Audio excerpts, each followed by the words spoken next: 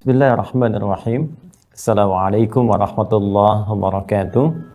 Yang kami muliakan seluruh keluarga besar di Musyawarah yang terhubung pada kajian malam hari ini, baik teman-teman yang di kepengurusan, teman-teman yang tergabung dalam pengajian, pun demikian para adinda ahli Quran yang berada di rumah Quran Musyawarah. Semoga seluruhnya tanpa kecuali senantiasa disehatkan, dilindungi, dan dimuliakan oleh Allah Subhanahu wa Ta'ala. Lebih daripada itu, kita semua bermohon pada Allah Subhanahu wa Ta'ala agar senantiasa diberikan taufik untuk menata seluruh aktivitas kita sehingga bisa berjalan lebih baik dibandingkan dengan hari-hari sebelumnya yang telah kita lalui. Pada kesempatan kali ini kami diberikan tema oleh kawan-kawan sekalian untuk kita membahas tentang futur. Ya, ini seringkali dibincangkan lisan ke lisan, tapi harus dijelaskan dulu pengertiannya apa itu futur. Jangan-jangan sering diungkapkan tapi istilahnya belum dipahami dengan baik. Tentu nanti dari pemahaman ini kita akan membahas beberapa turunan-turunannya. Apa yang menyebabkan seseorang bisa mendapati futur dan bagaimana solusi mengatasi hal-hal yang dimaksudkan tadi. Baik, kita cepat saja karena waktu kita cukup terbatas di kesempatan malam hari ini. Futur itu terdiri dari huruf fa, ta, kemudian waw, dan ra. Jadi kalau saya coba tuliskan untuk bisa memberikan pemahaman lebih baik, kita coba hadirkan teman-teman dalam bentuk tulisan. Ya, jadi dari kata fa, ya kan? Futur tulisannya begini ya. Fa, kemudian ta, waw, ra, ya. Nah, futur. Pakai ta ya, bukan pakai ta. Karena nanti ada juga yang pakai ta begini, futur, ya. Nah, itu berbeda. Itu berbeda. Kalau yang ini maknanya ada dua. Ya, bisa berarti keadaan yang tidak seimbang. Ya, farji'il basara hal tara min futur, ya kan? Nah, itu ada di surah ke-67 Al-Mulk misalnya. Bisa juga ini mengakar dari kata fatara yang berarti makan atau kembali ke asal. Ya, fitrah dari sini, iftar juga dari sini menggunakan ta. Tapi yang kita maksudkan dalam tema kita ini yang menggunakan ta yang ini. Ya, yang menggunakan ta. Ingat ya, yang ini yang kita bahas, bukan yang ini. Kata futur ini akarnya dari kata fatara. Fa, ya, kemudian ta, kemudian ra, begini. Fatara. Yang berarti dha'ufa ba'da syiddati, ya. Atau sakana ba'dal hiddati, atau juga bisa kasala, ya, yang seluruhnya menunjukkan arti sesuatu yang lemah, ya, atau keadaan yang melemah setelah tadinya kuat, ya, atau hadirnya malas setelah sebelumnya giat, ya, setelah sebelumnya giat. Jadi yang tadinya keadaannya rajin, giat mengerjakan sesuatu, tiba-tiba bisa berubah menjadi malas. Tiba-tiba semangatnya melemah, kan? Nah, kondisi yang menjadikan kita melemah itu, menjadi malas dalam beraktivitas tertentu, itu keadaannya, kondisinya disebut dengan futur namanya. Ya, akarnya dari kata fatara. Fatara yafturu futuran, ya. Jadi kalau tadi kita bahas bagaimana mengatasi futur, artinya bagaimana menguatkan kembali semangat yang melemah dalam mengerjakan sesuatu. Bagaimana mengentaskan sifat malas, ya, dalam melakukan sebuah kegiatan yang sebelumnya terprogram dengan baik. Kalau ini kita bawa dalam nuansa ibadah, biasanya dikaitkan dalam konteks, ya, penunaian ibadah-ibadah dalam syariat. Jadi kalau kita turunkan dalam konteks ibadah, saya seperti ini, ya, Kan di syariat Islam itu ada 3 turunan kan? Akidah, kemudian akhlak, kemudian ada ibadah. Ibadah dibagi 2, hubungan kita dengan Allah, hablum minallah, hubungan dengan makhluk disebut dengan muamalah, ya, hablum minal khaliq. Ada yang menyebut minal khaliq wa hablum minal makhluk. Ya, hablum tali penghubung terkait dengan Allah juga dengan makhluk. Jadi ada yang mengatakan hablum minan nas. Kalau saya lebih cenderung hablum minal makhlukat, ya, makhluk. Jadi kalau nas itu dengan manusia saja, sementara hubungan kita tidak sekedar dengan manusia, ada interaksi kita dengan hewan, dengan tumbuhan dan sebagainya. Jadi makhluk itu lebih umum sifatnya, semua yang dicipta oleh Allah Subhanahu wa taala. Nah, kita batasi konteks futur ini terkait dalam konteks ibadah ini, ya. Hubungan kita dalam konteks penyembahan terhadap Allah Subhanahu wa taala. Wujudnya disebut dengan amal soleh. Ya, amal soleh. Jadi ketika kita ingin mengungkapkan ibadah kita kepada Allah, ya, bagaimana cara beribadah kita, berbuat apa kita, mengerjakan apa, ya, mengerjakan, berbuat dalam bahasa Arab itu disebut amal namanya. Ya kan? Ketika perbuatan itu dibenarkan oleh Allah, diridhai oleh Allah, disebut saleh namanya. Jadi perbuatan kita untuk mengungkapkan ketaatan kita kepada Allah, kepatuhan kita kepada Allah, ibadah kita kepada Allah disebut amal soleh namanya. Karena itu banyak kalimat amal soleh terbentang dalam Al-Quran setelah seseorang berkomitmen yakin tanpa ragu untuk menuhankan dan menyembah Allah. Yakin tanpa ragu itu disebut dengan iman. Orangnya disebut dengan mukmin. Karena itulah seringkali ketika ada kalimat iman, seringkali bersanding dengan amal soleh. Ya, misal ketika kita baca surah ke-103 Al-Asr, wal 'asr innal insana lafi khusr illa alladzina amanu iman wa amilus salihat. Amal soleh. Atau kalimat iman dan amal soleh pertama di Al-Quran surah kedua, ya, Al-Baqarah ayat ke-25. Anak-anak, adik-adikku di rumah Quran Musawarah, ya, surah kedua Al-Baqarah ayat 25. Paling kanan di mushaf standar sebelah atas. Wa basyiril ladzina amanu wa amilus salihat. Berikan kabar gembira pada orang-orang yang yakin tanpa ragu, ya, untuk menyembah, menuhankan Allah Subhanahu wa taala, kemudian membuktikan semua keyakinan itu dengan mengerjakan amal saleh. Nah, bentuknya apa amal soleh ini? Nanti ada rinciannya, baik dalam Al-Quran ataupun detil penjelasannya dalam hadis-hadis Nabi Sallallahu Alaihi Wasallam. Biasanya rumus cepatnya, karena konsepsi ibadah ini diawali dengan iman, diwujudkan lewat amal soleh, maka rumus cepatnya, bila kita menemukan kata iman di dalam Al-Quran, dalam bentuk derivasi diksi apapun, perubahan kata apapun, baik kata benda misalnya, isim, atau kata kerja misalnya, fi'il, ya, maka umumnya akan diikuti atau disertai oleh amal soleh. Baik namanya langsung amal saleh atau bentuk jama' amilus salihat atau detil perbuatannya. Contoh, kalimat iman pertama ditemukan dalam bentuk kata kerja progresif di Quran surah kedua Al-Baqarah di ayat yang ketiga. Quran surah kedua Al-Baqarah di ayat yang ketiga. Ya. Alladzina yu'minuna bil ghaib. Alladzina yu'minun, ya kan?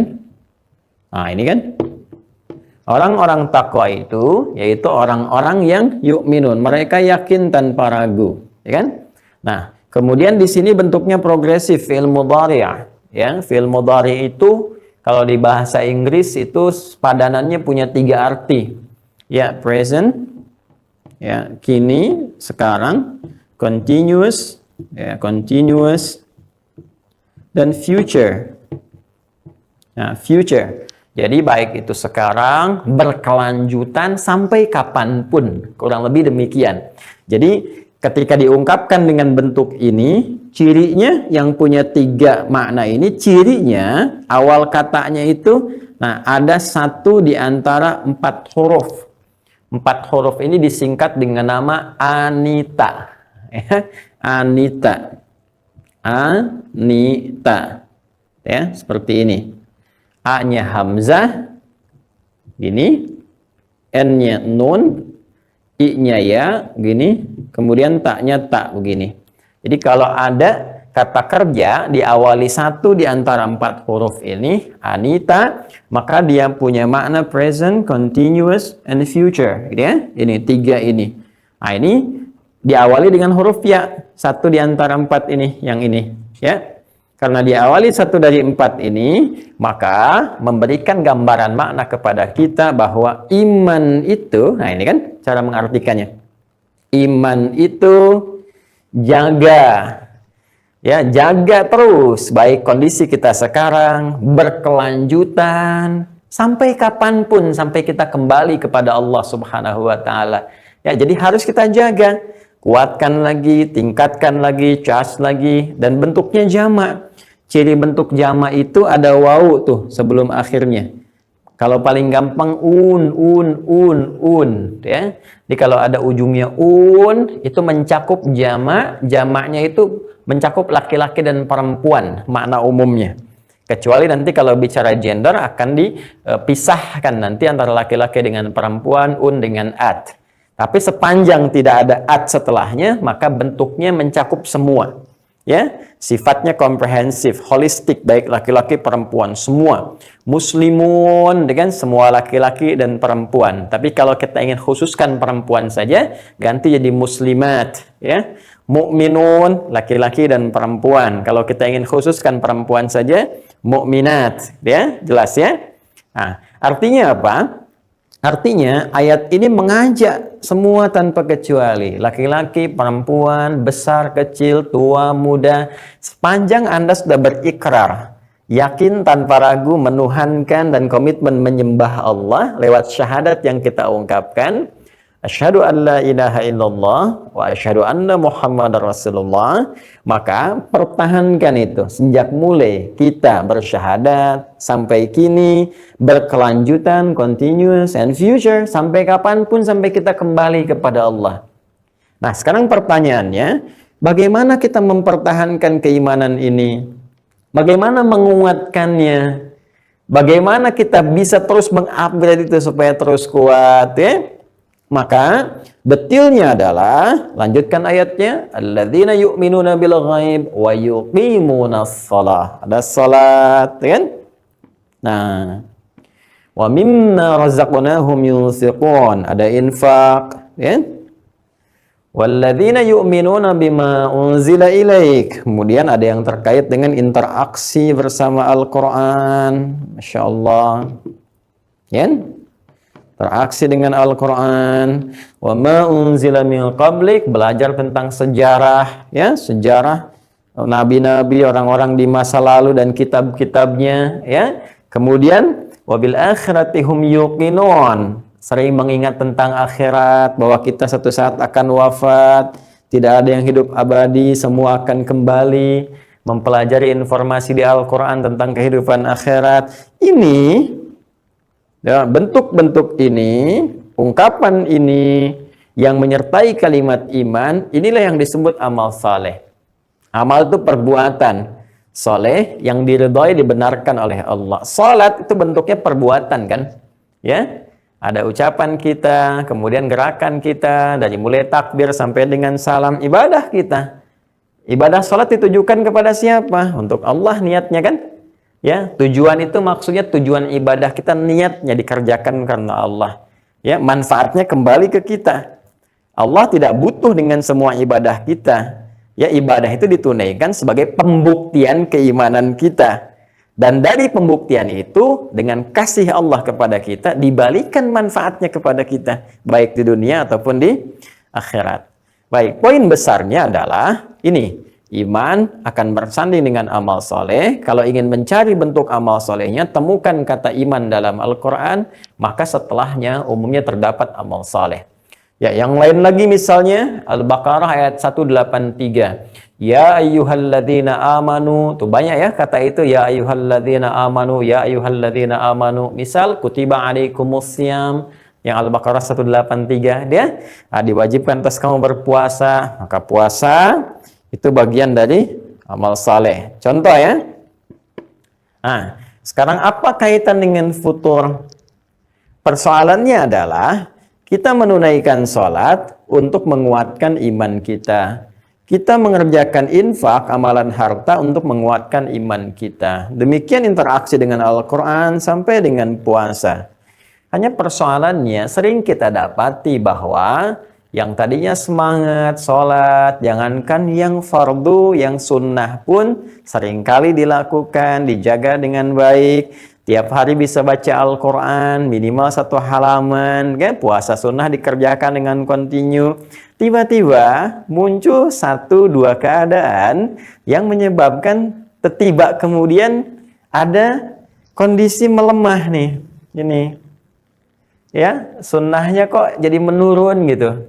Terus kayak ilmu kan, al-ilmu nurun, ilmunya nurun gitu. Ya, bukan pengertian sebenarnya ilmu itu jadi cahaya gitu, tapi menurun. Kemudian ibadahnya juga menurun. Kok turun? Itu terasa betul. Dan setiap pelakunya, setiap kita, saya, Anda, kita, itu bisa menilai diri dan merasakan. Kemarin saya bisa baca Al-Baqarah, kok sekarang Qul Huwallah aja gitu kan? Kemarin saya bisa baca Ali Imran, kok sekarang An-Nas saja gitu. Dalam keadaan yang normal, bukan terburu-buru, bukan yang lainnya. Malam sulit bangun misalnya, yang tadinya bisa konsisten, ada kondisi melemah nih. Ya, kemudian juga demikian seterusnya, ke Quran seperti itu, puasa demikian, ya. Nah, kondisi yang menyebabkan kita itu melemah yang sebelumnya giat, ini rajin, senang, itu yang disebut futur namanya. Ya. Itu yang disebut apa? Futur. Jadi paling gampangnya itu, futur itu adalah kondisi keadaan lemah, ya. Kondisi keadaan lemah untuk menunaikan ibadah setelah sebelumnya merasakan giat dalam penunaiannya. Kondisi merasakan kelemahan iman setelah sebelumnya mengalami kekuatan di dalamnya. Baik, sekarang setelah paham ini muncul 2 pertanyaan utama. 1, apa yang menyebabkan kondisi seseorang mengalami futur atau penurunan kuantitas atau bahkan kualitas ibadah sekaligus pelemahan keadaan imannya? Penyebabnya apa? 1 ini. Nah, kedua, setelah mengetahui penyebabnya, kan, faktor-faktornya, maka sekarang bagaimana solusinya untuk mengatasi persoalan futur ini? Bagaimana mengatasi ini semua? Solusi apa yang ditawarkan oleh Al-Quran, hadis-hadis Nabi Sallallahu Alaihi Wasallam yang diungkap oleh para ulama, yang setidaknya bisa kita maksimalkan, bisa kita riadahi dan riyadahi, artinya kita coba maksimalkan semua ini dengan berlatih, menampilkan solusi-solusi ini, sehingga keadaan iman dan amal saleh yang biasanya kita titi dengan baik kembali, naik kembali grafiknya, kan? Dan kurvanya semakin tinggi, sehingga bisa kita jaga sampai kembali kepada Allah Subhanahu wa Ta'ala. Ini inti bahasan kita. Jadi ini baru mukaddimah, ya. Kalau kita bahas pemahaman tentang definisinya dulu. Saya senang mengurai begini ya. Jadi menghafal itu bagus, tahu itu bagus, tapi menyebarkan satu hal ataupun istilah dan sebagainya tanpa kita mengenal akarnya, nah itu jadi menjadi bias nanti untuk bisa memahami dan mengamalkannya. Saya kira insya Allah sampai di sini dipahami. Jadi saya mohon izin, saya menghapus dulu ini ya. Baik, karena kita kan direkam, jadi nanti bisa mengulang kembali, bisa melihat, mencatat, dan mengamati serta mengamalkannya. Bismillah, saya izin hapus dulu ya. Bismillah. Farhan di sana saja ya, biar saya ngapus. Terpisah offline. Bismillah. Izin ya. Ini sering saya ungkapkan, tinta itu kadang seperti dosa gitu ya. Jadi kalau tintanya itu board makernya ringan, mudah dihapus, ya dosa-dosa kecil. Tapi kalau kayak gini nih tintanya padat tuh kan, nah susah dihapusnya, maka tobatnya tuh mesti maksimal gitu ya. Makanya harus menjauh dari hal-hal yang bisa mendatangkan madarat, sehingga jangankan dosa, tinta aja sulit dihapus ya. Bismillah. Izin ya teman-teman sekalian. Insyaallah. Alhamdulillah. Baik, ini dulu ya. Kita bisa sambungkan ke sini. Kita ambil beberapa poin yang terpenting saja. Apa yang menyebabkan seseorang menjadi melemah, mendapati futur gitu kan, atau bahkan puncaknya malas ya, melakukan satu kegiatan ibadah dalam bentuk amal saleh. Kita turunkan beberapa yang diungkap oleh orang ulama. 1. Fokus yang pertama adalah pengaruh lingkungan. Pengaruh lingkungan dalam beraktivitas. Nah, ini penting sekali ya, penting sekali. Saking pentingnya, bahkan Nabi itu pernah mengingatkan kepada para orang tua, bahkan dari anak-anak sejak dini, sejak dilahirkan. Ya, Nabi menyampaikan, ini sangat populer sekali. Hadisnya sudah viral ya. Kullu mauludin yuladu 'alal fitrah. Fa abawahu yuhawwidanihi aw yunassiranihi aw yumajjisanihi. Ya, setiap anak itu terlahir dalam keadaan fitrah. Fitrah itu punya dua pengertian dasar. Yang pertama adalah fitrah terkait dengan kondisi bertuhan, kondisi ingin mengenal dan kembali kepada Allah. Itu ditanamkan sejak usia kandungan itu 4 bulan. Di Quran surah ke-7 Al-A'raf di ayat 172. Wa idz akhadha rabbuka min bani adama min zuhurihim dzurriyyatahum wa asyhadahum ala anfusihim alastu birabbikum qalu bala syahidna. Jadi sudah ada pengenalan dan komitmen yang dibangun sejak janin itu berusia 4 bulan, roh ditiupkan.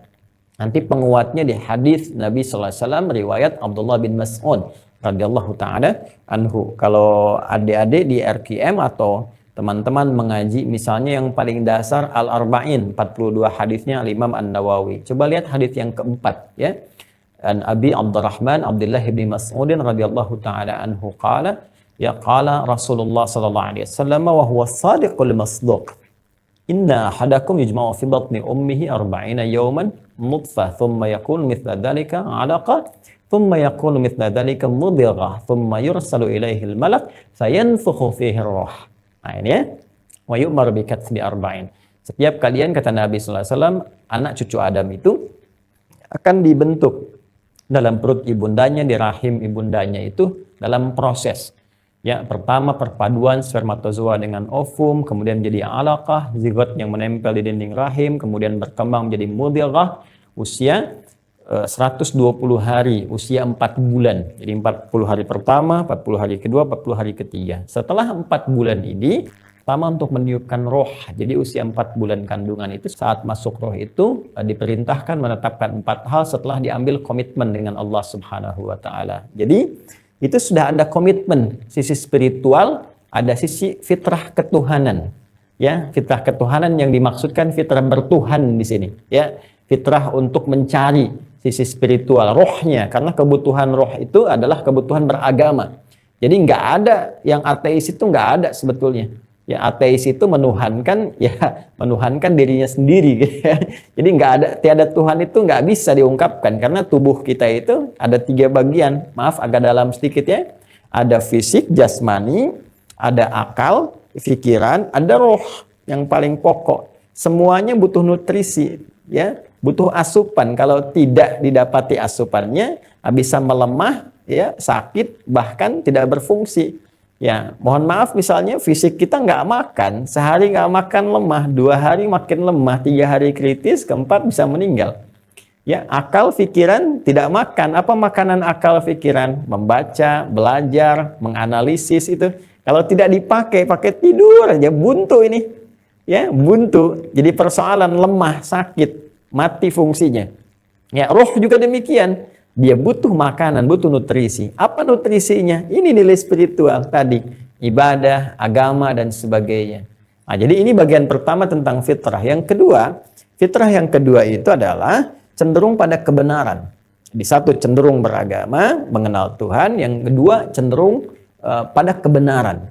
Karena itu bagaimanapun kondisi manusia, ya dalam kondisi asalnya itu selalu akan dekat dengan kebenaran dan menolak keburukan.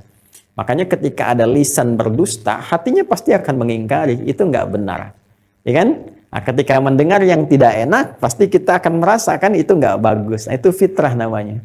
Nah, kata Nabi, kullu mauludin, kembali ke awal tadi, kullu mauludin, semua yang terlahir itu ya alal fitrah, berada pada fitrahnya, cenderung untuk beragama, mencari Tuhan yang benar, diberi petunjuk oleh Allah lewat Nabi, Rasul, kitab suci, para ulama. Kemudian juga cenderung pada kebenaran. Cuma persoalannya dalam pencarian itu, dalam ikhtiar itu, dalam interaksi sekitaran dia. Nah, ini abawa ini tolong jangan diartikan orang tua semata ya, tidak. Yang dimaksudkan itu abawa itu lingkungan di sekitaran dia. Ya, ingat, bisa ayah, bisa ibu, bisa paman, kakek, nenek. Ada orang terlahir misalnya, mohon maaf, dalam keadaan yatim atau bahkan piatu misalnya.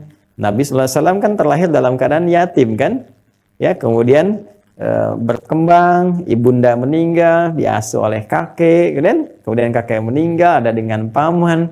Nah, itu lingkungan sekitar, ya, abawa. Maka di sini Nabi menekankan bahwa lingkungan tempat dia beraktivitas boleh jadi ibunya baik, ayahnya baik, cuma mohon maaf ditempatkan di sekolah yang kurang baik, ya. Mohon maaf sebesar-besarnya. Di rumah itu diajarkan sholat, kan? Diajarkan baca Quran, bahkan dipanggil guru ngaji. Tapi Anda menyekolahkan anak Anda di tempat yang tidak pernah mengajarkan sholat. Di tempat yang tidak pernah menanamkan kecintaan pada Al-Quran. Sekarang bagaimana anak Anda menjadi soleh, tapi Anda menyekolahkan dia di tempat yang tidak soleh. Walaupun gurunya namanya Pak Soleh misalnya, guru matematika. ya, itu tidak akan pernah menghasilkan apa yang diharapkan. Jadi kalau kita menginginkan ya fitrah kita dalam keadaan baik, terjaga, mulia, bagus, benar, dunia itu penting untuk menguatkan sisi akhirat. Silahkan belajar, tidak salah. Silahkan jadi matematikawan, boleh. Jadi ahli biologi, ahli kimia, tidak dilarang. Silahkan. Dalam saat yang bersamaan, dia pun menjaga bekal akhiratnya. Bagaimana sholatnya tetap bagus, bagaimana bisa menghafal Al-Quran dengan baik, bagaimana membangun kedekatan dengan Allah Subhanahu wa Ta'ala. Jadi, secara cepat dan singkatnya adalah Nabi memberikan isyarat hati-hati dengan lingkungan. Bukan hanya sekolah, tempat kerja teman-teman, coba lihat sekarang. Ya, Anda menginginkan sholat, pengen rajin sholat, kan? Anda menginginkan dekat dengan Quran, tapi Anda sendiri bahkan menjadi pelakunya. Membuat misalnya, ya mohon maaf sekali, lapangan usaha yang justru menghilangkan kesempatan Anda untuk menunaikan sholat dengan baik. Ya, Anda pengennya meningkatkan sholat dengan bagus, kuat, saya pengen tahajud, tapi beban pekerjaan Anda menjadikan Anda sering begadang misalnya. Ya larut terus, sehingga nggak punya waktu. Terkikis waktunya, tereduksi waktunya untuk menunaikan ibadah-ibadah yang lainnya, sehingga berpengaruh ya dalam kehidupan. Nggak sempat tilawah Al-Quran, nggak sempat untuk bangun malam, bahkan yang paling fatal juga nggak sempat perhatian kepada keluarga misalnya, nggak bisa monitor. Demi apa? Ini lingkungan kan bisa lingkungan pekerjaan, ya bisa pergaulan dan sebagainya. Jadi ini yang paling pokok yang pertama yang menyebabkan bisa melemahnya kondisi iman atau amal soleh seseorang adalah di lingkungan mana dia beraktivitas. Ini poinnya. Ya, hati-hati. Nah, kemudian lingkungan ini nanti secara spesifik akan dirinci. Khususnya satu, lingkungan yang menghadirkan kemaksiatan, maksiat. Ya. Maksiat itu istilah yang dikhususkan untuk segala hal yang bertentangan dengan ketetapan Allah Subhanahu wa Ta'ala dan Rasul-Nya. Yang paling gampang segala hal yang tidak disukai, tidak diridhai oleh Allah dan Rasulnya. Maka ketika berlawanan dengan itu disebut maksiat namanya. Ya, nah, coba teman-teman lihat di lingkungan mana beraktivitas yang kadang-kadang tanpa sadar ya menghadirkan perangkat-perangkat maksiat. Ya. Mohon izin sekali kita turunkan lingkungan kita berinteraksi ya di sekitaran kita dulu, hadirkan benda-benda, jangan keluar rumah lu, jangan jauh-jauh dulu. Karena sekarang kan singgungan dengan dunia digitalnya cukup kuat, cukup tinggi. Kalau kita bawa ini, misalnya lingkungan ke lingkungan digital, masuk ke media sosial, ya ke sosial media misalnya. Nah ini, coba teman-teman cek apa yang dilihat, apa yang didengar, apa yang diikuti, ya yang di-follow dan sebagainya. Jangan-jangan, mohon maaf sekali, hal-hal yang kemudian diikuti, pekerjaan-pekerjaan, pengaruh-pengaruh dari lingkungan yang seringkali diikuti ini, apalagi dalam bentuk satu, contohnya media sosial saat ini, itu yang mendekatkan kepada maksiat, apa yang Allah nggak suka, Rasul nggak ridha. Sehingga dengan itu, ya terjadi hukum kan saling bertentangan, di fisika juga begitu kan, tidak menyatu. Ya, kan kalau kita ambil, segala hal kan selalu berlawanan. Ya, di Quran surah 51 Az-Zariyat ayat 49. Adik-adikku di RKM ya, sebelah kiri ya, agak ke bawah sedikit tuh. Wa min kulli syai'in khalaqna zawjaini la'allakum tadhakkarun. Dan segala hal itu kata Allah aku ciptakan berpasangan, berlawanan supaya engkau sadar cuma aku yang tidak punya pasangan kata Allah. Yang esa hanya Allah. Maka semua berpasangan. Kita manusia ada laki-laki, perempuan. Binatang misalnya ada jantan, ada betina. Tumbuhan ada benang sari, ada putik misalnya. Demikian ada siang, ada malam. Warna demikian. Sifat, perilaku juga begitu. Secara singkat ada baik, ada buruk. Dan ini menariknya teman-teman sekalian, ini tidak pernah bisa menyatu. Ya, tidak pernah bisa menyatu. Imma yang kanan itu naik, maka yang kiri akan turun. Kalau kirinya naik, yang kanannya akan turun. Ya, kan formulasi di Al-Qur'annya begitu. Di surat Asy-Syams itu, ketika Allah menyampaikan, qad aflaha man zakkaha wa qad khaba man dassaha. Jadi kalau yang kanan naik, takwa itu naik, maka ini kiri pasti turun. Ya, yang kiri naik, yang kanan pasti turun. Paling gampangnya, yang ini soleh, yang ini salah, yang ini taat, yang ini maksiat. Kalau seseorang mengerjakan ketaatan, soleh, pasti salah akan turun. Paling gampangnya kita contohkan. Misal dalam bentuk sifat turunannya. Ada sifat jujur, kemudian dusta. Ya, jujur itu baik, dusta itu salah. Ada kata-kata mulia baik, ada kata-kata kotor. Orang yang seringkali berkata baik dan jujur, maka kata-kata kotor itu akan terbenam ke bawah dalam kosakata dirinya dan sulit untuk terungkapkan. Silahkan cek. Orang yang terbiasa berkata baik, maka demi Allah saya katakan, dia akan kesulitan mengeluarkan kata-kata yang kotor. Ya, kenapa? Karena tidak terbiasa, kosong. Dia nggak punya cawan kosakata kotor dalam dirinya, sehingga nggak bisa mengungkapkannya. Ya, Sayyidina Hasan Ibn Ali bin Abi Thalib radhiyallahu ta'ala anhu, cucu Rasulullah SAW yang paling mirip perangainya dengan Nabi. Ya, jadi ada yang paling mirip wajahnya, ada yang paling mirip perangainya dengan Rasulullah SAW. Jadi Sayyidina Hasan ini Masya Allah gitu kan, akhlaknya sangat menyerupai datuknya. Ya, Nabi Muhammad SAW. Satu kali beliau jalan di satu pasar, ada satu riwayat sampai kepada kita dalam suasana waktu itu fitnah kubra, fitnahnya sudah menyebar kuat dan ini viral kisahnya, bisa dibaca dalam sejarah. Kemudian ketika berjalan dengan putranya itu caci maki habis, musim fitnah kan, caci maki A, B, C dan sebagainya. Nah, setelah orangnya pergi, kemudian anak beliau itu bertanya pada bapaknya, ya abati lima lam tarud. Ya bapak, kenapa engkau tidak membalas atau sekedar mengklarifikasi gitu kan, bahwa saya tidak seperti yang engkau katakan, tidak seperti yang engkau cela. Ya kan nggak salah kan? Kalau misalnya saya, Anda atau kita dicela orang, kemudian kita mengklarifikasi, saya tidak begitu kok, gitu kan? Ya, itu ditanya oleh anaknya, Pak kenapa nggak jawab gitu? Kenapa nggak diklarifikasi? Apa kata beliau itu? Beliau berkata, wala adri kaifa arud. Nah, Bapak tuh nggak tahu gimana caranya membalas itu. Gimana caranya mengklarifikasi? Bahkan sekedar untuk menerangkan saya tidak seperti itu pun itu nggak keluar. Ya, khawatirnya menyakiti juga orang yang telah mencelanya. Masya Allah itu luar biasa. Jadi kalau yang baik itu biasa naik keluar, maka yang jelek-jelek itu nggak akan bisa muncul. Nggak ada kosakata itu. Ini kebiasaan kita yang bisa kita bangun. Jelas ya? Sebaliknya kalau yang jeleknya itu naik, ya, yang salah itu naik, maka yang soleh pun akan sulit untuk keluar. Ya, mohon izin misalnya kan, saya belum pernah dengar kiai misalnya berkata-kata yang kotor dan sebagainya, atau sebaliknya orang-orang yang terbiasa berbuat buruk bisa mengatakan, akhi ke masjid yuk, kan nggak mungkin.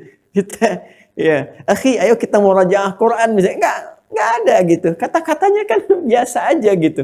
Ya, bisa terlihat lah. Saya tidak punya kosakata untuk menggambarkan atau memvonis dengan diksi atau kalimat tertentu. Ya, tapi kita bisa gambarkan seperti itu gambarannya. Kalau terbiasa baik, yang jelek akan turun. Saleh naik, salah turun. Salah naik, saleh turun. Jelas ya? Nah, ini teman-teman sekalian. Maka interaksi keseharian kita dalam suasana kini, coba lihat di dunia digital. Ya, apa yang mempengaruhi kita, apa yang ditonton, apa yang dilihat, apa yang di-follow dan sebagainya. Ini akan banyak sekali berpengaruh ya dalam konteks keimanan dan ibadah kita. Ini hati-hati. Ya. Apalagi kalau menjadi pelakunya. Makanya saya sering katakan, cobalah ya kalau jadi public figure atau dan sebagainya, cari pahala dari situ, jariah yang tidak terasa gitu. Cuma upload saja satu tapi manfaatnya bisa jariah banyak sekali. Kenapa enggak Anda satu hari misalnya pasang satu status tentang hadis Nabi Shallallahu Alaihi Wasallam yang mendamaikan, yang merukunkan, memberikan motivasi kuat, ya, atau ayat-ayat Quran yang menginspirasi, menghilangkan kesedihan, kan banyak sekali bisa ditampilkan. Ya, itu pahalanya besar gitu.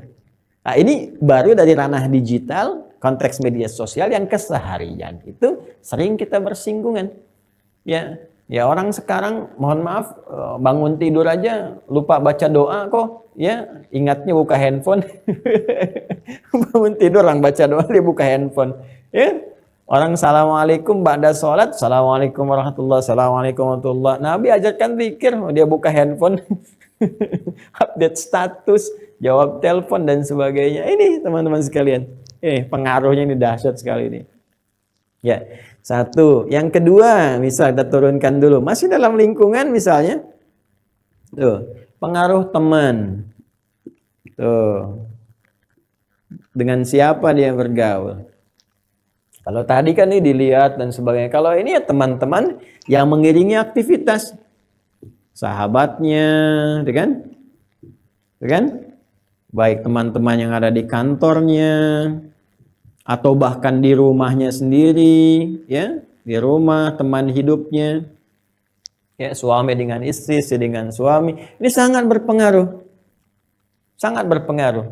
ya, sangat berpengaruh. Jadi kalau mohon maaf sekali, kalau pergaulan itu menghadirkan sahabat itu yang menyertai, ya, sahib itu dari bahasa Arab, sahuba, sesuatu yang dekat, lekat.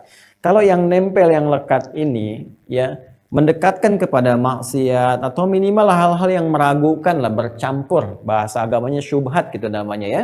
Ya, ini sesuatu yang bisa berpengaruh pada keadaan iman, ya, pada pelemahan. Ini biasanya teman-teman misalnya, mohon maaf sekali lagi, ya, biasanya malam tuh siap-siap tidur lebih awal supaya malamnya tahajud, ya.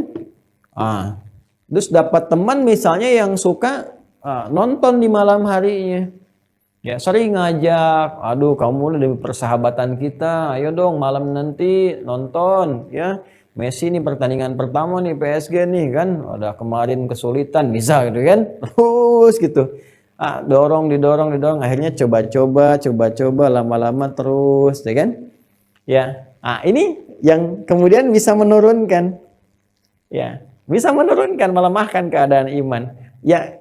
Ustadz nonton bola kan tidak maksiat. Betul, memang nggak maksiat, sah-sah saja, tidak dilarang, boleh-boleh saja. Tapi dikerjakan kapan? Di waktu apa? Dan berpengaruh nggak pada yang positif yang lainnya? Saya sering berikan satu ungkapan begini ya, share gitu dengan teman-teman. Sesuatu yang kita bisa lihat lagi esok hari, dan ada peluangnya untuk dikerjakan, dan sama saja dengan yang sekarang, ya itu akan lebih baik ditangguhkan waktunya bila kegiatannya bersamaan dengan sesuatu yang esok hari itu tidak sama nilainya dengan sekarang. Ya, contoh misalnya, ada pertandingan bola. Sekarang kan bisa direkam ya, rekamannya ada. Apa yang dilihat malam nanti, besoknya bisa dicek lagi. Jangankan besok, pekan depan udah ketahuan. Jangankan pekan depan, hitungan jam itu udah muncul. Dan sama persis, hasilnya tidak berubah, tayangannya seperti itu juga sama persis. Ya, saat bersamaan, waktunya berlangsung dengan jam tahajud, jam 3 misalnya. Tahajud malam ini kan nggak sama dengan tahajud besok. Tahajud besok itu buat yang besok. Kalau Anda tidak kerjakan sekarang, pahalanya hilang, kesempatannya hilang. Ya, maka kalau bersamaan bisa yang paling banyak manfaatnya untuk hati, untuk kehidupan kita, untuk akhirat kita dan sebagainya. Sedangkan bola bisa dilihat besok lagi. Ya, misal ya. Ini yang sering kali kadang-kadang teman-teman sekalian, hal-hal demikian ini yang memengaruhi. Ya, sama persis kalau dikembalikan ke sini. Ada tayangan, ada sinetron, ada video, ada macam-macam yang kadang mengalahkan sholat, bahkan panggilannya sudah kuat, masih kita kerjakan. Padahal bisa kita tunda. Ini yang bisa menyebabkan futur salah satunya.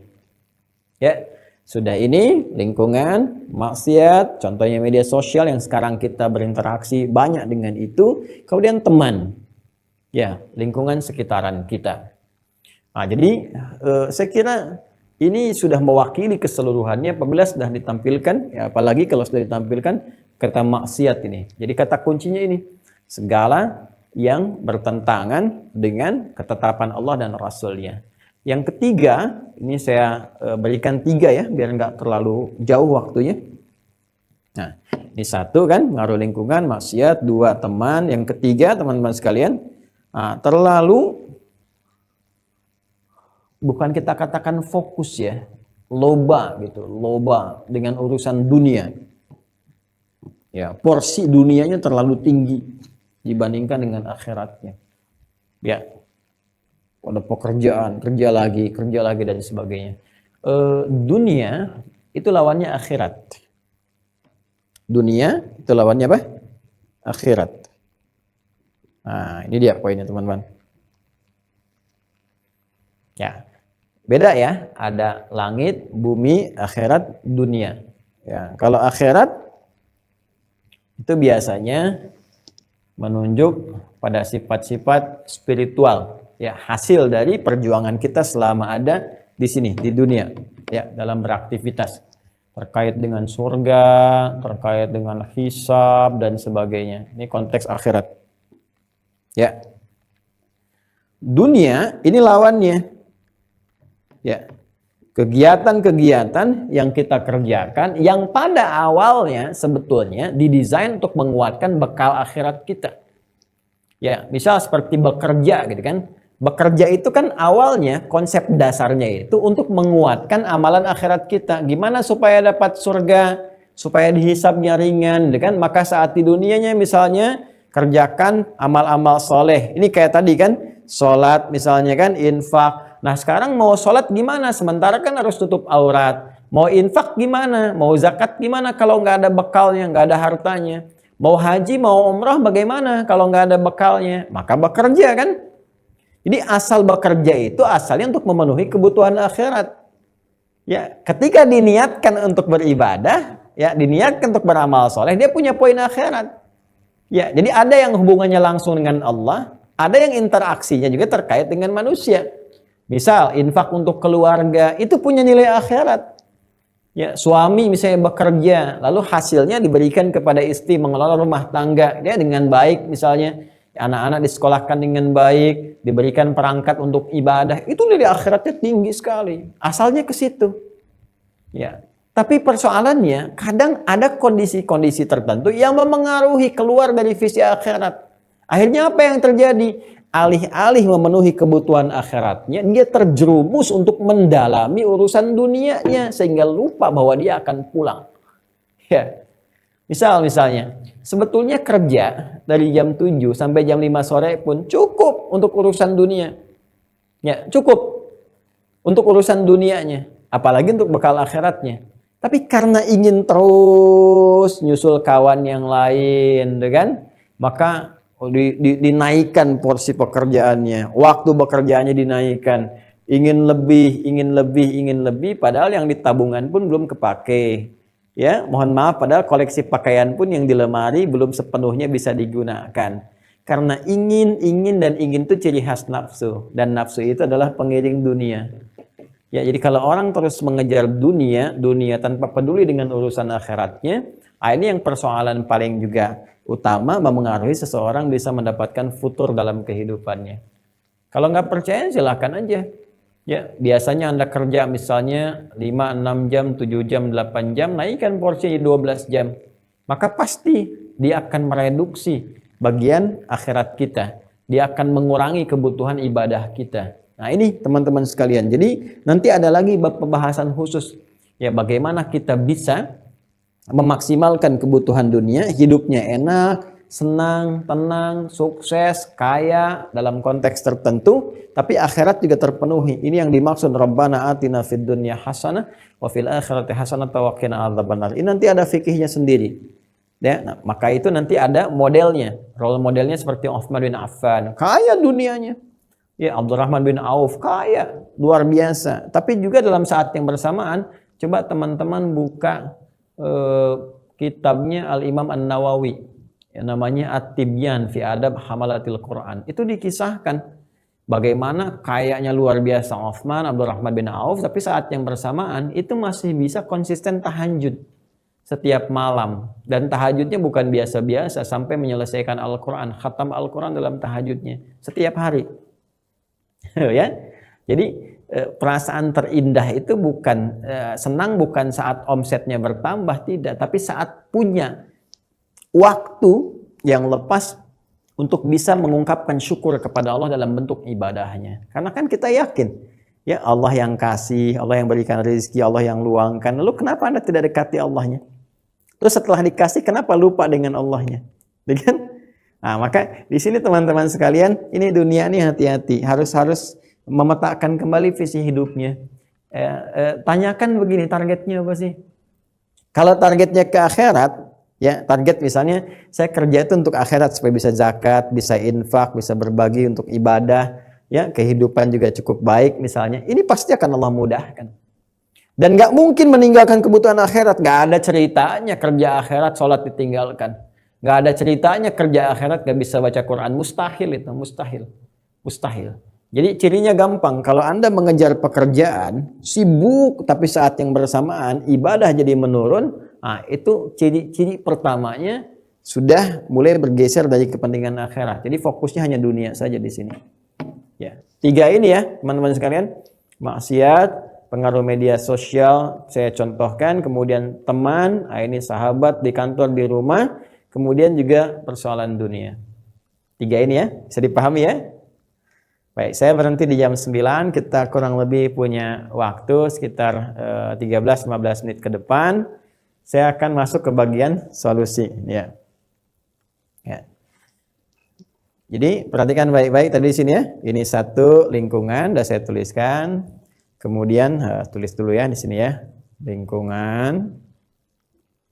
Kemudian selanjutnya ke sini ada teman dan persoalan dunia. Yang ini terkait dengan maksiat. Ya, kalau dunia tidak melulu maksiat, tidak. Belum tentu maksiat. Ya, kalau kerja lembur terus kan belum tentu maksiat. Ya, tapi kalau Anda siang kerja, malam kerja, sholat susah. Terus yang paling repot tuh begini, yang kadang-kadang saya juga suka apa ya? Bukan gak habis pikir ya, kalau habis pikir kan pikirannya habis gitu. Suka gak paham gitu. Suka gak paham kok ada orang pilih pekerjaan yang memang di awal sudah disampaikan resikonya gak bisa sholat gitu. pada saat yang bersamaan menyadari bahwa Allah pemberi rezeki. Kan? Yang ngasih rezeki Allah. Anda yakin kalau ditanya begini, yang ngasih rezeki siapa? Allah. Yang punya rezeki siapa? Allah. Tapi Anda mengerjakan pekerjaannya Allah nggak suka. Gimana Allah bisa ngasih? Ya. Jadi terus Ustaz dapat kok gaji. Nanti lihat turunannya. Ada keberkahannya enggak? Ada kenikmatannya enggak? Ada kenyamanannya tidak? Hah? Nah itu poinnya. Jadi teman-teman sekalian hati-hati ya.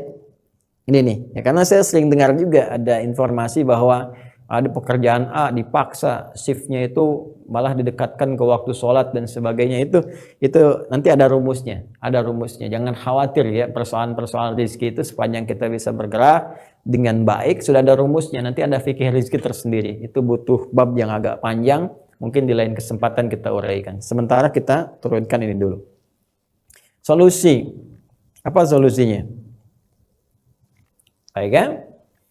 Nah di sini teman-teman sekalian ada, saya ambil dua dulu ya, lingkungan terkait dengan maksiat, dengan teman, baru kemudian kita masuk ke aspek yang ketiga. Tadi rumus cepatnya, segala hal semua saling berlawanan. Ya, ini maksiat lawannya taat, salah lawannya apa? Saleh. Maka cara cepatnya kata Nabi di Kitabul Iman, Sahih Al-Bukhari. Kitab Sahih Al-Bukhari di kitab yang kedua. Jadi ada 97 topik yang kedua. Kitab Bad'ul Wahyi pertama, Kitabul Iman yang kedua. Nah, dalam Kitabul Iman ini kurang lebih ada 57 hadis. Di antara hadisnya Nabi menyampaikan qala Rasulullah sallallahu alaihi wasallam al-imanu yazidu wa yantaqisu. Yazidu bit ta'ah wa yantaqisu bil ma'siyah. Oh, ada rumus cepatnya. Iman itu kata Nabi kadang kuat, kadang melemah, futur lemah. Kadang naik, kadang turun. Yazidu bitta'ah. Kalau Anda ingin naikkan ya, sehingga ini futur Anda bisa atasi, lemah Anda bisa naikkan menjadi kuat. Yazidu bitta'at. Maka Anda harus punya satu kurikulum ya, satu visi untuk bisa mengerjakan dan meningkatkan ketaatan. Ta'ah. Kalau sudah taat, ini diksi yang menunjuk pada ini, ibadah. Yang tadi saya tuliskan, ibadah. Amal saleh. Wa yantaqisu bil maksiyah. Saya teruskan dulu hadisnya. Dan dia akan melemah, futur, menurun, bil maksiyah. Ini dengan mengerjakan maksiat. Tadi sudah saya terangkan. Jadi ketika seseorang dekat dengan lingkungan yang menghadirkan maksiat, teman-teman yang mengajak kepada maksiat, ya, dan turunan lainnya, maka itu sudah otomatis melemahkan iman. Nabi yang menyampaikan. Kalau Anda ingin perbaiki ini, maka mulai berpindah ini. Cari lingkungan yang bisa mendekatkan kepada taat. Ini. Paling gampangnya ini, saya contohkan teman dulu. Coba cari teman-teman yang baik, yang bisa mengarahkan kepada kebaikan. Ya, banyak ungkapan langsung dari misalnya Al-Quran isyaratnya ada, dari hadis-hadis Nabi banyak, dari ungkapan para ulama banyak. Jadi berteman, memilih teman yang terbaik itu, yang bisa mengarahkan dan mendekatkan kita kepada Allah Subhanahu Wa Taala. Ini yang bisa mengatasi futur. Ya. Mulai sekarang misalnya bagus kalau berkelompok teman-teman, ya, berjamaah gitu. Jamaah itu kan berkelompok, membuat komunitas kayak teman-teman musyawarah. Jadi di situ nanti ada sebuah kekuatan baru yang saling menopang. Ya, tahu sapu lidi kan? Ya, dulu guru saya sering kali mengajarkan dengan sapu lidi gitu ya, mengambil kisahnya Luqman Al-Hakim. Itu kalau satu-satu lemah, nggak bisa dipakai nyapu tuh. Ada kotoran teman-teman, pengen Anda sapu dengan cuman satu lidi saja. Ya, dengan satu lidi saja nggak bisa tuh, susah, lemah, bahkan mungkin bisa patah. Tapi kalau Anda satukan semuanya, kemudian Anda ikat dengan kuat, maka enak sekali. Bisa nyapu, sampah, macam-macam, kotoran dan sebagainya. Ya, bisa cepat dihilangkan.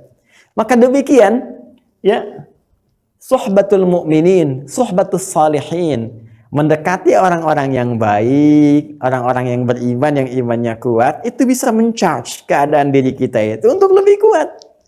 Ya, kalau sedang lemah misalnya sulit baca Al-Quran, ya lemah gitu kan. Kenapa? Datanglah ke RKM, main ke sana. Lihat adik-adik kita yang tiap hari mengulang, bermurajaah, membaca dengan baik, ya. Atau main ke panti yatim yang mereka misalnya punya kegiatan untuk bisa menghatamkan Quran, ya. 45 tahun, Masya Allah, kok bisa sudah hatam Al-Quran, bacanya lancar, bagus. Anda dikasih 40 tahun, 50 tahun, 60 tahun, dan tahu besok lusa bisa meninggal gitu kan. Berharapnya surga, dan cita-citanya surga Firdaus, dan sadar bakarnya kurang. Dan dengan kesadaran itu belum termotivasi, hati-hati loh, hati-hati. Dan sekarang kan ditampakkan di sekitaran kita. Ya, tua, muda, besar, kecil, bahkan juga mungkin yang baru kita lihat sekarang, atau yang sudah kita kenal lama, ternyata tahu-tahu sudah tidak ada. Ya, dan tahunya sudah tetangga ini kemana meninggal, ini kemana meninggal, ini terjadi gitu. Dan boleh jadi besok lusa, ya kita tidak tahu ajal kita kapan kembali kepada Allah. Nah, karena itu penting mencari orang-orang baik yang menggandeng kita saat di dunia, ya mencari kita untuk memohon kepada Allah diberikan syafaat bagi kita. Ya, karena itu dekati orang-orang saleh, berkumpul ya dengan orang-orang saleh. Makanya Al-Imam An-Nawawi itu punya kitab kan apa namanya? Ya, setelah Al-Arba'in itu, At-Tibyan Al-Arba'in, Riyadhus Shalihin kan? Ya, Riyadhus Shalihin. Riyad itu jamak dari raudhah. Shalihin orang-orang saleh, taman-taman orang-orang saleh. Ya, kata shalihin di situ meminta supaya kita itu bergaul dengan banyak orang-orang yang baik, ya, orang-orang yang lurus dalam kebaikan, dalam konteks spiritual, dalam konteks keagamaannya, ya, dia bisa membimbing, mengingatkan kita, bikin komunitas lah. Ya, di situ share, kemudian saling menguatkan. Ayo misalnya saling membangunkan untuk tahajud, ngingatin supaya bisa saling baca Al-Quran. Ya, udah rasa malu itu hilang kalau dalam konteks urusan syariat. Nggak ada rasa malu, besar kecil tua muda sama saja. Apa Anda kira sahabat Nabi itu ketika mu'alaf mereka kecil-kecil semua? Tidak. Abu Bakar kan sudah sepuh. Abdullah bin Abi Umi Maktum matanya Allah tutup dari maksiat, beliau nggak bisa melihat, matanya sudah sepuh. Ya, rata-rata ada yang sudah kakek, ya sudah nenek. Ya, kemudian juga seusia Nabi, yang muda ada, yang kecil ada. Ya, tapi semua sama. Punya semangat yang sama. Yang kecil menghafal Quran, yang sepuh juga menghafal Quran, semua sama. Dan itu miniasi yang digambarkan kepada kita menjadi miniatur kehidupan kita supaya kita bisa lihat saya ini seperti siapa di zaman Nabi. Oh, saya seperti Ali bin Abi Thalib, ya, kalangan pemudanya. Saya seperti Ibnu Abbas, kalangan yang juniornya. Radhiyallahu ta'ala anhum jami'an. Saya seperti Abu Bakar, profesi saya sama nih. Saya seperti Hasan bin Sabit, public figure nih, jadi kan yang suka ngarang puisi, kasidah dan sebagainya. Oh, saya nih di birokrat nih seperti Amr bin As nih. Oh, saya nih di diplomat nih misalnya seperti Mu'adz bin Jabal yang diutus ke Yaman. Itu semuanya ada, teman-teman. Yang akhwat juga banyak pilihannya. Seperti Sayyidah Aisyah yang gesit misalnya, Sayyidah Saudah binti Zam'ah yang sangat perhatian misalnya, sangat perasa. Ya, puncaknya Sayyidah Khadijah radhiyallahu taala anha yang sangat luar biasa. Beliau juga seorang pebisnis yang sangat ulung, perhatian, di rumahnya sangat indah ya kepada suami dan sebagainya. Itu bisa jadi role model dalam kehidupan. Makanya saya sering katakan, kenapa Nabi diizinkan oleh Allah bahkan dibimbing untuk menikahi lebih daripada 4 istri? Karena seluruh istri Nabi itu mencakup seluruh karakter yang diwakili oleh semua perempuan di muka bumi ini. Anda tinggal mengeluarkan kira-kira kecenderungan saya ini ada kemiripan dengan tipikal mana gitu di antara istri-istri Rasulullah SAW sehingga menjadi uswah dalam kehidupan. Ini teman-teman, cari teman-teman yang baik gitu kan. Nah, di lingkungan tempat kita mengaji pun, even itu misalnya di musyawarah, itu nggak akan stabil semua. Ya, mungkin ada kondisi pekerjaan si A begini, memengaruhi dia sibuk, yang lain ingatkan lagi, ajak lagi, bareng lagi. Saya waktu meresmikan RTM itu kan datang ke sana, Masya Allah, Alhamdulillah ya. Teman-teman pada semangat, ada si Fulan, si B, si C, tapi belum tentu dalam perkembangannya semangat itu akan terjaga dengan baik semua. Belum tentu. Karena semua ibadah itu ada lawan. Ya, ada lawan yang mengendalikan. Ya, siapa yang mengendalikannya? Setan. Itu sudah otomatis. Jadi kalau Anda mengerjakan urusan dunia saja, setan nggak akan peduli. Tapi kalau sudah ada unsur akhiratnya, muncul godaan yang paling maksimal. Ya. Jadi setan itu mengajak berbuat maksiat, dunianya digeser ke maksiat. Yang kedua mencegah ibadah, mencegah taat. Mengajak maksiat, mencegah taat. Jadi ketika Anda mengerjakan urusan dunia yang nggak ada urusan akhiratnya, maka dibelokkan dunia Anda supaya maksiat. Ya, saya pekerjaan Anda gimana supaya misalnya ada unsur maksiatnya, suruh nyogok, suruh korupsi, bekerja dengan cara tidak benar, gitu kan? Nah itu. Tapi ketika orang mengiringi perbuatan dunia untuk ditujukan ke akhirat, jadi disertai rajin sholat bersamaan, muncul kemudian pekerjaan kedua, dinas dia yang kedua, cegah perbuatan taatnya.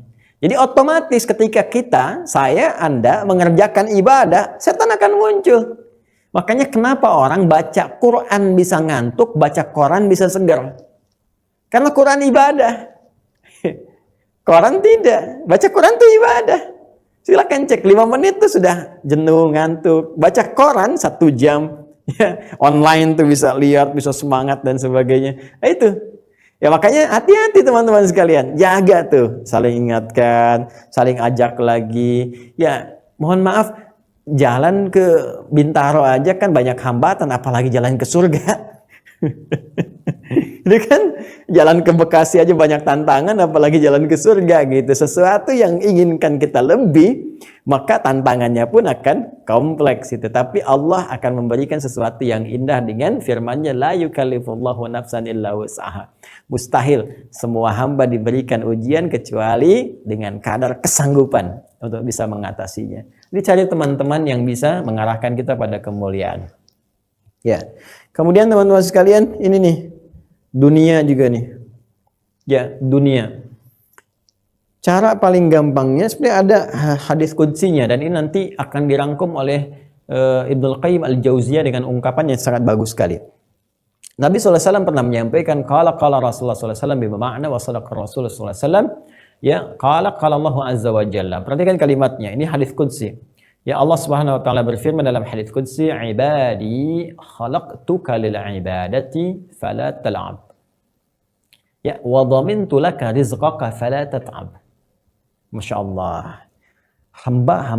Hambaku kata Allah. Aku ciptakan engkau untuk ibadah. Ini.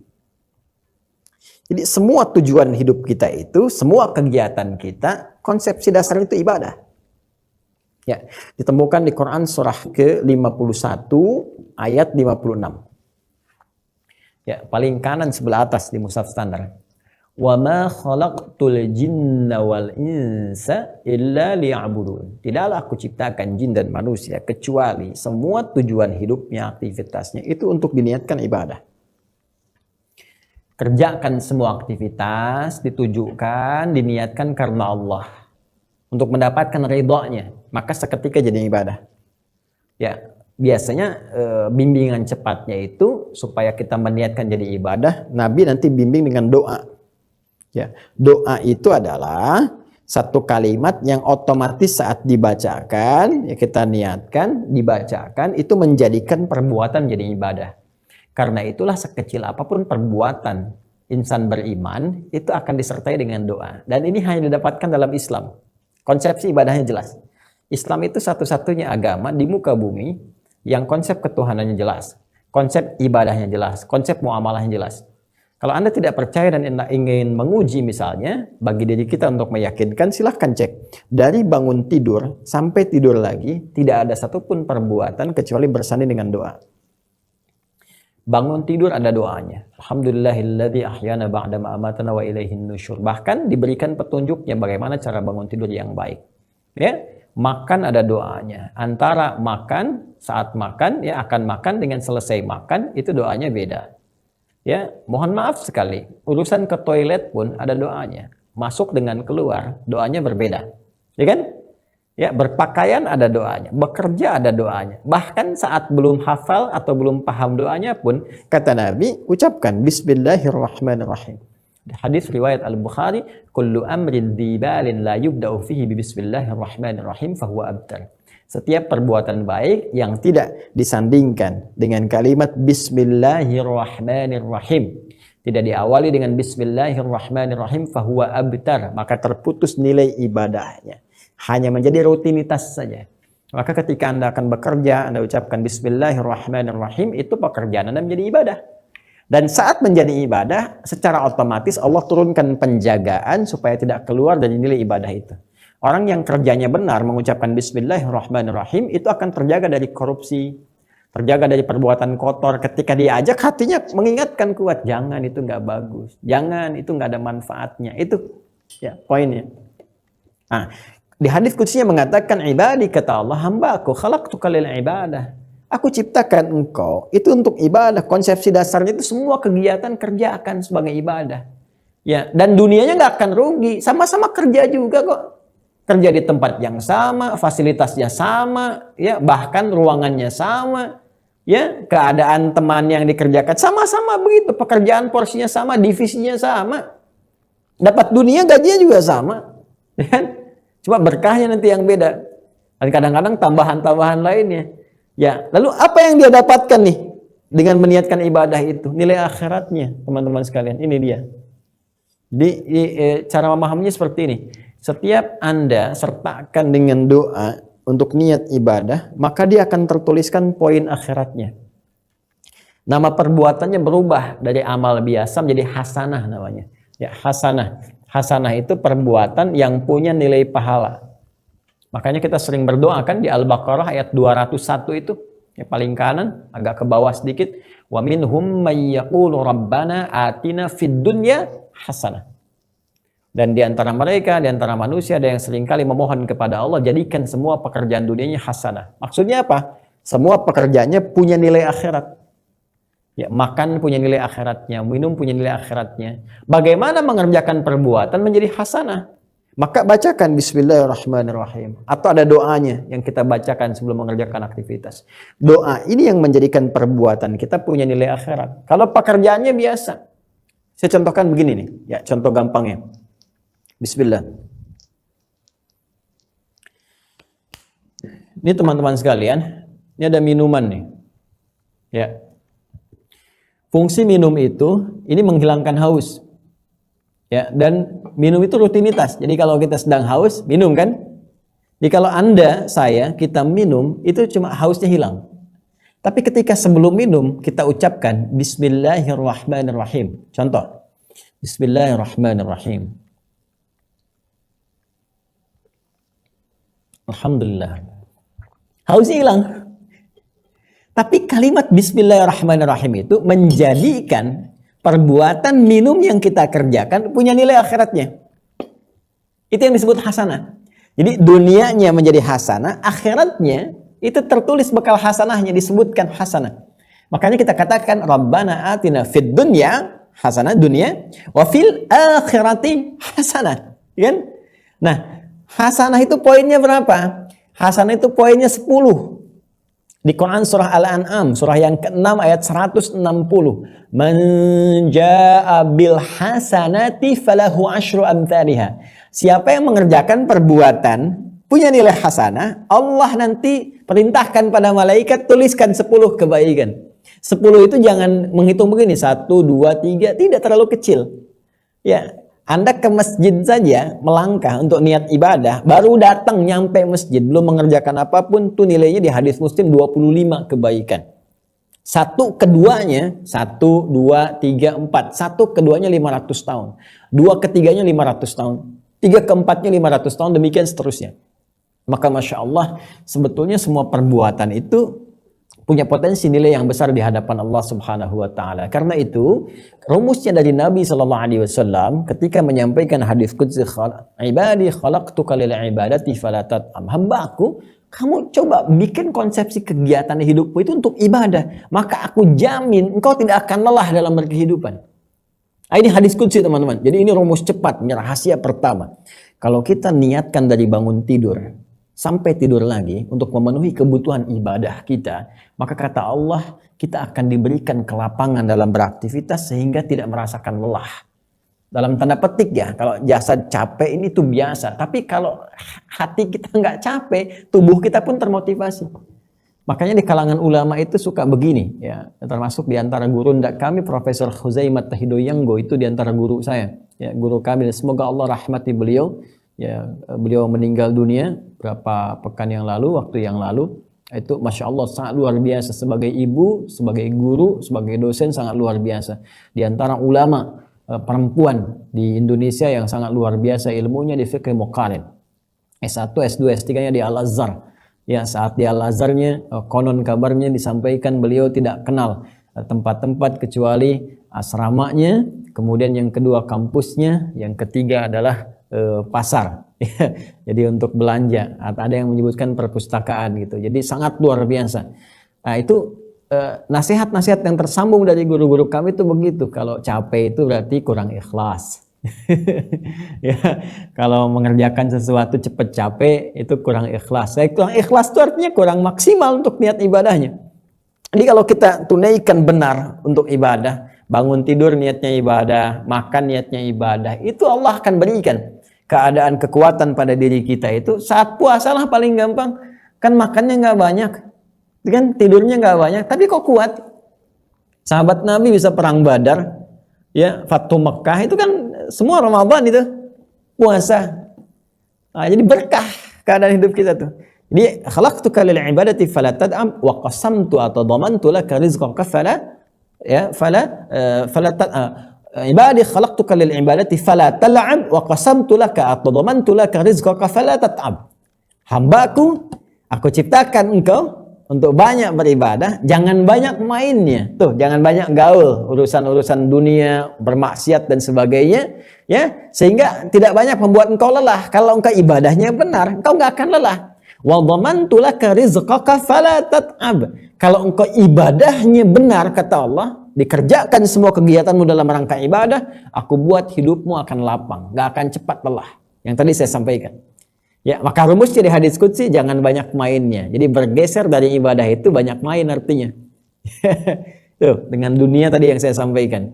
Nah, terusan hadis qudzinya, perhatikan baik-baik.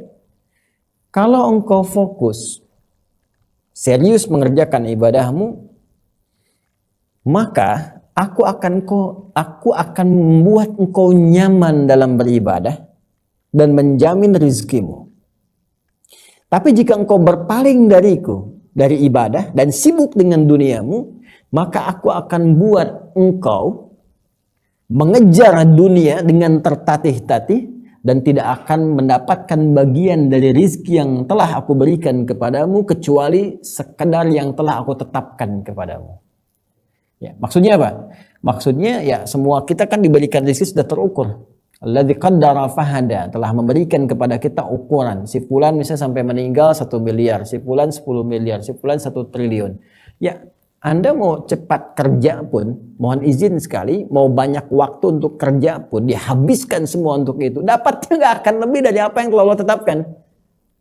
Dapatnya segitu juga. Jadi fata morgana aja kalau kita lihat sekarang, ya banyak orang tampil begini, begitu, pakai kendaraan ini, kendaraan itu. Itu pandangan kita aja setelah meninggal, hilang. Jadi kata Allah nggak ada maknanya kalau semua itu nggak memenuhi kebutuhan ibadah kita. Tapi tidak salah kalau Anda ingin mengejar itu untuk memenuhi kebutuhan ibadah. Nanti Allah lapangkan kita, dikuatkan kita, dan diberikan jalan kemudahan. Misal ya Allah saya pengen niat punya Mercy untuk sholat subuh misalnya dan BMW untuk sholat zuhur. Ya Allah saya pengen private jetnya Jumatannya di Mekah, nanti balik lagi, boleh, silahkan. Nanti ikhtiarnya niatkan untuk kepentingan ibadah dan lihat bagaimana hasilnya dan dibangun dengan keikhlasan. Ya, tetap harus ada ikhtiar, ada usaha. Nanti Allah berikan jalan kepada kita semua.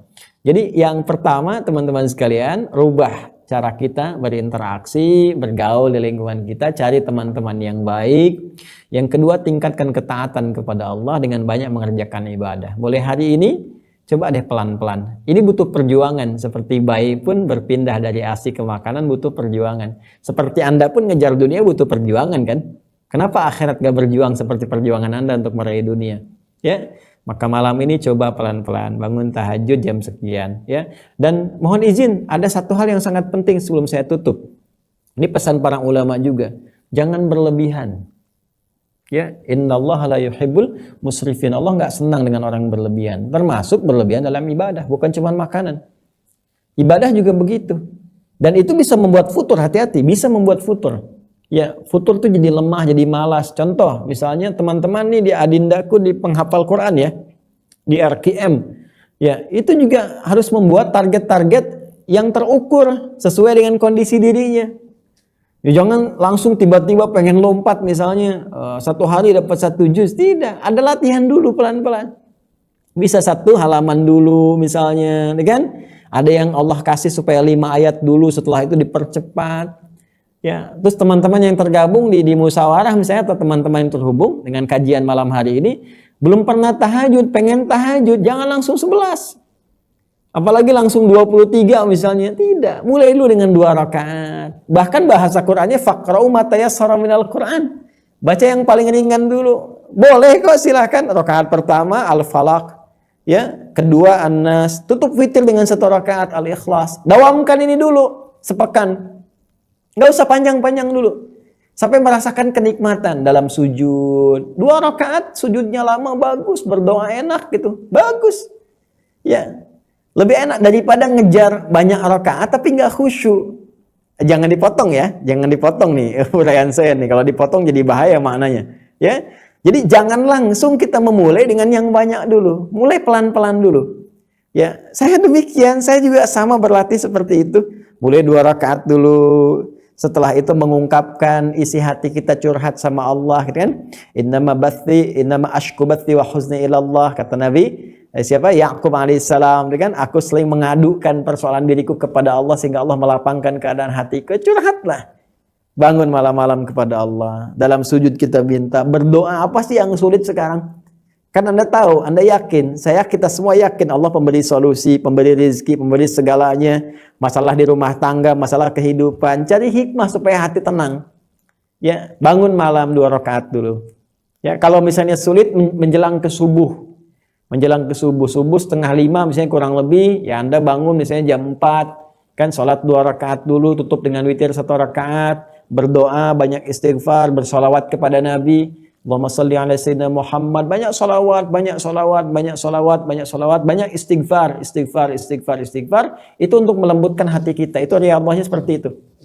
Ya, riyadhahnya. Jangan kebanyakan dulu untuk ibadah sholat, baca belum maksimal, langsung pengen menghafal, dan pelan-pelan aja dulu. Ya, Allah sangat mengetahui isi hati kita, pelan-pelan. Justru kata para ulama, semakin memaksa kita untuk banyak berlebihan, lama-lama malah jadi lemah di situ. Ketika lemah ditinggalkan sepenuhnya, dan itu tipu daya setan yang paling dahsyat di situ. Ya, jadi kurang lebih teman-teman sekalian itulah futur. Keadaan melemahnya iman dan amal soleh disebabkan oleh 1, keadaan lingkungan yang dekat dengan maksiat, atau teman-teman yang tidak mendekatkan kepada nilai kebaikan, atau bahkan dunia yang terlalu berlebihan sehingga lupa dengan kepentingan akhirat.